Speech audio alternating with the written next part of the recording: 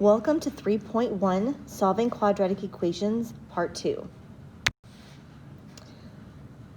Today we're going to solve quadratic equations by using the zero product property.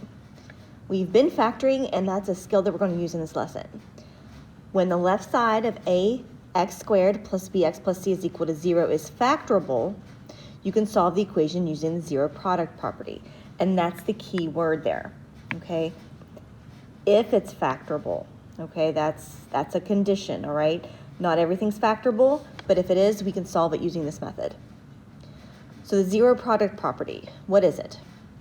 If the product of two expressions is 0, then one or both of the expressions equals 0.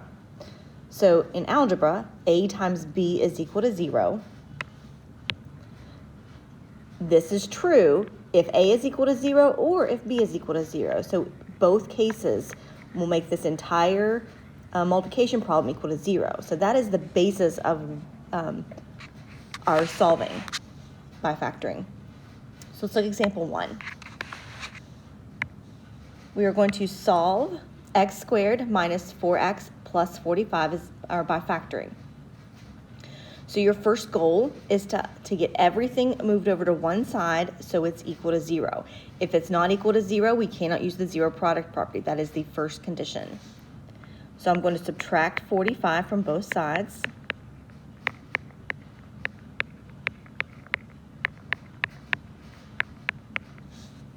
And get that equal to 0. Now, the left-hand side, I need to write it as a multiplication problem. Two things being multiplied together, and we're going to factor. So if you've been with me, this is how I factor. It's just a quick method. We're looking at factors of negative 45 that add up to be negative 4. So x squared is x times x.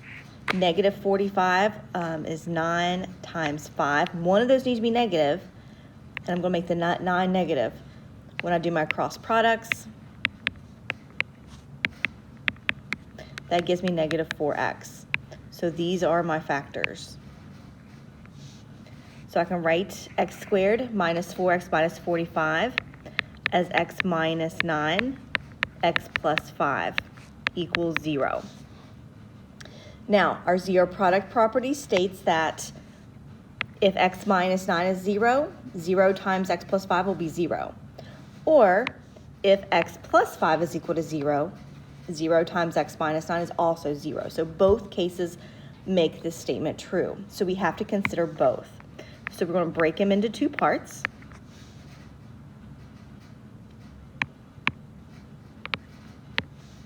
So x minus 9 is equal to 0. If that's true, it makes the whole thing 0.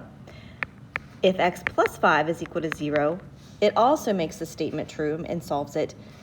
So we have to consider both ways. So let's solve both of these. We're going to add 9 to both sides. So x is equal to 9. We're going to subtract 5 from both sides. X is equal to negative 5. So we get two answers. And if you plug them back in to the original up here, that will make the statement true. Okay? 9 squared minus 4 times 9 equals 45. And negative 5 squared minus 4 times negative 5 is also equal to 45. You can double check that in the calculator or do the math by hand, but it will work out.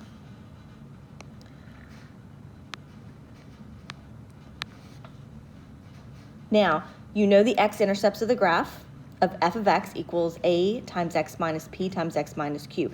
We've done this before when we were graphing, remember? The intercepts are p and q. Because the value of the function is 0 when x equals p, and when x equals q, the numbers p and q are also called zeros of the function. A zero of a function of f is an x value for which f of x is equal to 0. So these are your x-intercepts. So you'll a lot of the times you'll hear you'll be asked to find the zeros of the function, which means the x-intercepts. Same idea. So let's take a look at example 4. So we were to find the zeros of f of x equals 2x squared minus 11x plus 12. So we're going to set the equation equal to 0. So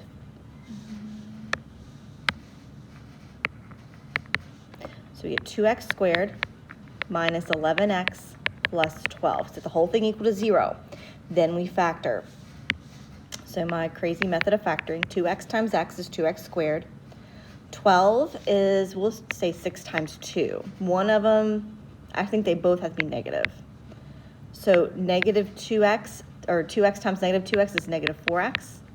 X times negative 6 is negative 6x, and that's negative 10x. That doesn't work. So let's try again. Let's try 4 and 3.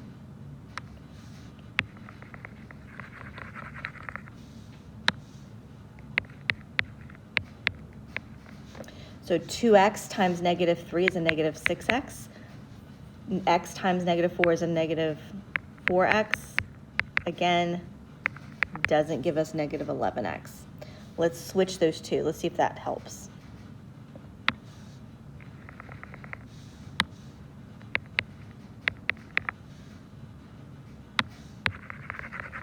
So 2x times negative 4x is a negative 8x. X times negative 3 is a negative 3x. That is a negative 11x. So those are your factors. Now remember, your factors go straight across, okay?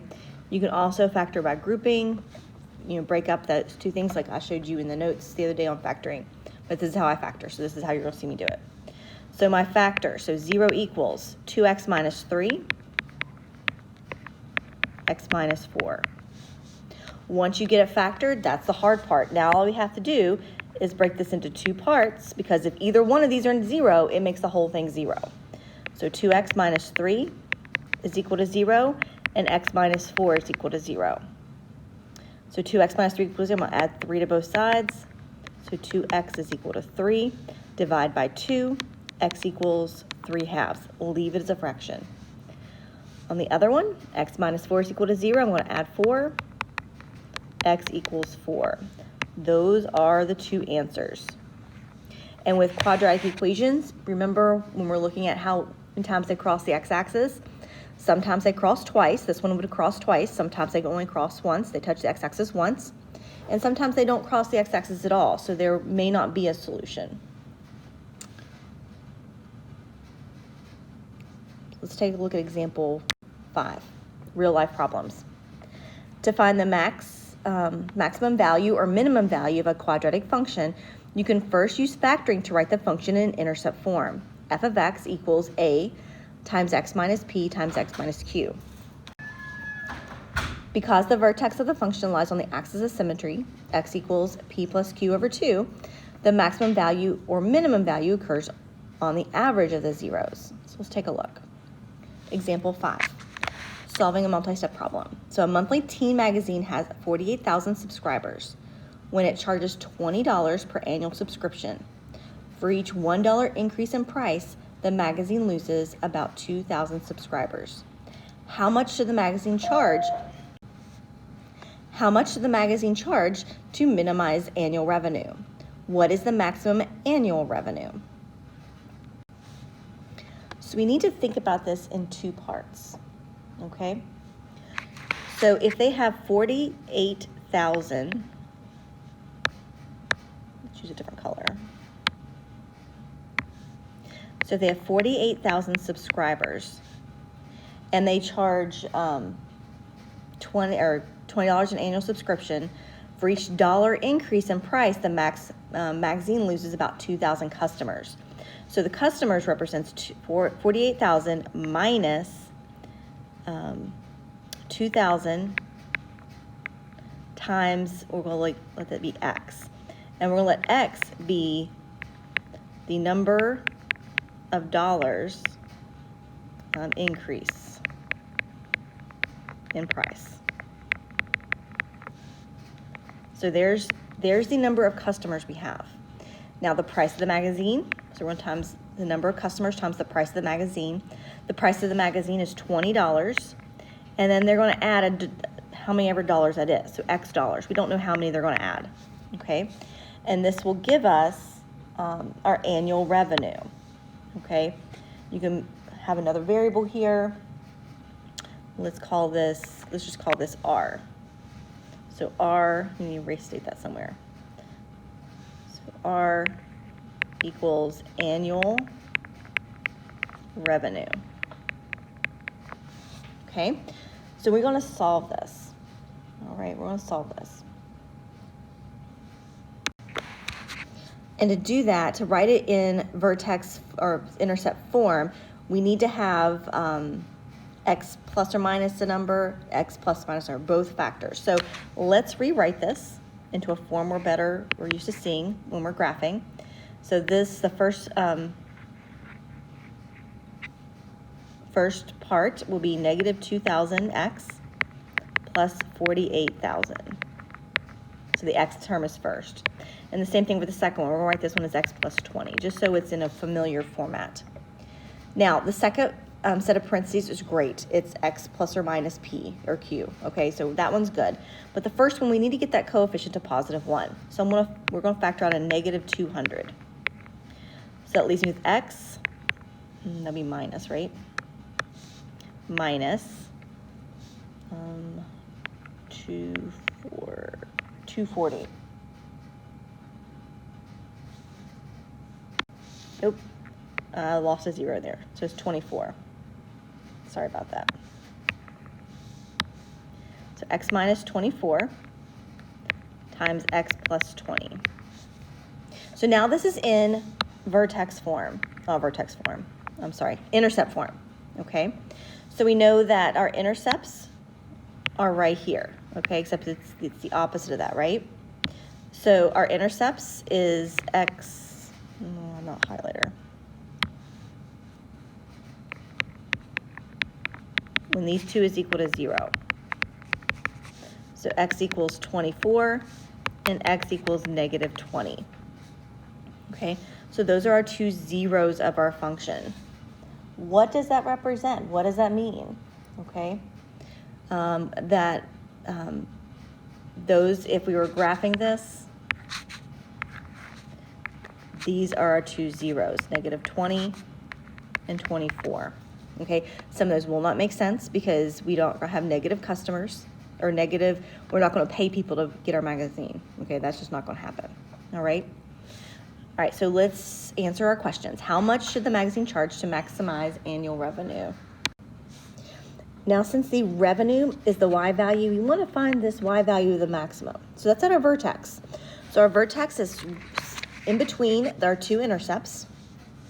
So we're going to average those two numbers. So 24 plus negative 20 divided by 2. That gives us 2. So when they raise it $2, they're going to maximize the revenue. So we need to figure out what that revenue is, okay? So it will answer the first question. I'm sorry, I'm all over the place today. So they need to charge 20 plus $2, which is $22, to maximize revenue. And they want to know the maximum revenue, so we're going to plug that $2 in to our equation. So that gives us negative 2,000 times 2 minus 24 times 2 plus 20. When we plug that into our calculator, we get $968,000. So that we'll get $960,000 in annual revenue if they raise their prices by $2. And that is the lesson. Thank you for watching.